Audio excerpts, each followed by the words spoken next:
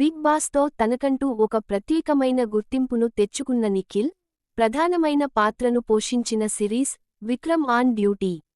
Investigative thriller జోనర్లో రూపొందిన ఈ సిరీస్ను అనిల్ కడియాల, ప్రవీణ నిర్మించారు. వేదవ్యాస్ దర్శకత్వం వహించిన ఈ సిరీస్ నుంచి ఇంతవరకు 8 ఎపిసోడ్స్ అందుబాటులోకి వచ్చాయి. ప్రతి శుక్రవారం కొత్త ఎపిసోడ్స్ పలకరించనున్నాయి. విక్రమ్, నిఖిల్ సస్పెన్షన్లో ఉన్న ఓ పోలీస్ ఆఫీసర్. తల్లి, తండ్రి వాళ్ళిద్దరే అతని ప్రపంచం. విక్రమ్కి మంచి సంబంధం చూసి పెళ్లి చేయాలనేది వాళ్ల కోరిక. అలాంటి పరిస్థితులలో అతనికి కమిషనర్ మనోజ్ కుమార్, సమీర్ నుంచి కాల్ వస్తుంది. కేసారం గ్రామంలో శిరీష అనే యువతిపై జరిగిన అత్యాచారం గురించి మనోజ్ కుమార్ ప్రస్తావిస్తాడు.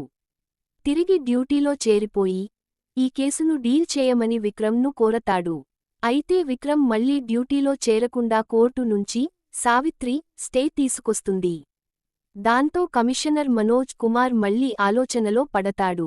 యూనిఫామ్ వేసుకోకుండా డ్యూటీ చేయమని, ఈ కేసును ఛేదించడం అతని వల్లనే అవుతుందని విక్రమ్తో అంటాడు.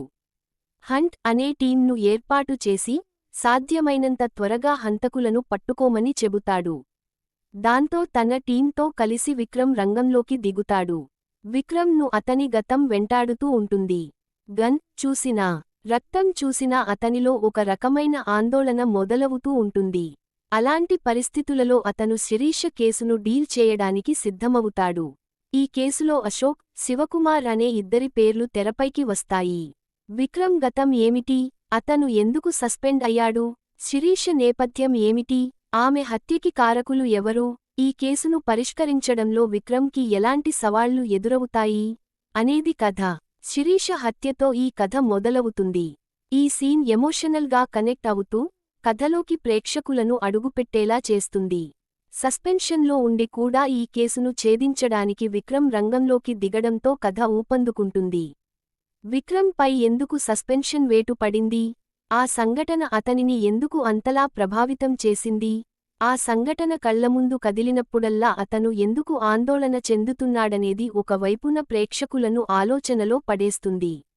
ఇక శిరీష ఎవరు? ఆమె నేపథ్యం ఏమిటి? శిరీషను ఎవరు ఎందుకు హత్య చేశారు అనే సందేహాలు మరోవైపున ప్రేక్షకులలో కుతూహలాన్ని రేకెత్తిస్తూ దర్శకుడు ఈ కథను పట్టాలెక్కించాడు. ఇక అప్పటి నుంచి ఇన్వెస్టిగేషన్లో అతనికి ఎదురయ్యే సవాళ్లతో కథలో వేగం పెంచాడు. సాధారణంగా డ్యూటీలో ఉన్న పోలీస్ ఆఫీసర్లు యూనిఫామ్ వేసుకుంటారు. అయితే గతంలో డేరింగ్ పోలీస్ ఆఫీసర్గా పేరున్న విక్రమ్ యూనిఫామ్ కోసం డ్యూటీ చేయవలసి వస్తుంది. అందుకు కారణం ఏమిటనేది సస్పెన్స్లో ఉంచుతూ ముందుకెళ్లిన విధానం మెప్పిస్తుంది.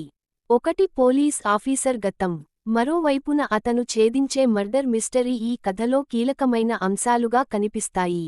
సస్పెన్షన్లో ఉన్న ఒక పోలీస్ ఆఫీసర్, అందుకు కారణమైన ఒక గతం, తప్పనిసరి పరిస్థితులలో డిపార్టుమెంటు అతన్నే రంగంలోకి దింపడం, ఇవన్నీ కూడా మనకి తమిళ సినిమాలను గుర్తుకు చేస్తాయి. టైటిల్ను బట్టి చూస్తే విక్రమ్ పాత్ర చాలా పవర్ఫుల్గా ఉంటుందని అనుకోవడం సహజం. కాని అందుకు భిన్నంగా ఈ పాత్ర వెళుతోంది. రానున్న ఎపిసోడ్స్లో పవర్ పెరుగుతుందేమో చూడాలి. ఇక ఒక పోలీస్ ఆఫీసర్కి అప్పగించే టీంను బట్టే ఆ టీంపై అంచనాలు పెరగడం జరుగుతూ ఉంటుంది. ఈ సిరీస్లో హంట్ టీం సభ్యుల ఎంపిక సరిగ్గా లేదేమో అనిపిస్తుంది. అలాగే ఇంతవరకు ఇన్వెస్టిగేషన్ జరిగే తీరు కూడా రొటీన్గానే అనిపిస్తుంది. మున్ముందు కొత్త రూట్లో పరిగెడుతుందేమో చూడాలి మరి. ఇంతవరకు వదిలిన 8 ఎపిసోడ్స్ను బట్టి చూస్తే కథాకథనాలు సాదాసీదాగానే అనిపిస్తాయి. పోలీస్ ఆఫీసర్గా నిఖిల్ పర్సనాలిటీ కరెక్టుగా సరిపోయింది.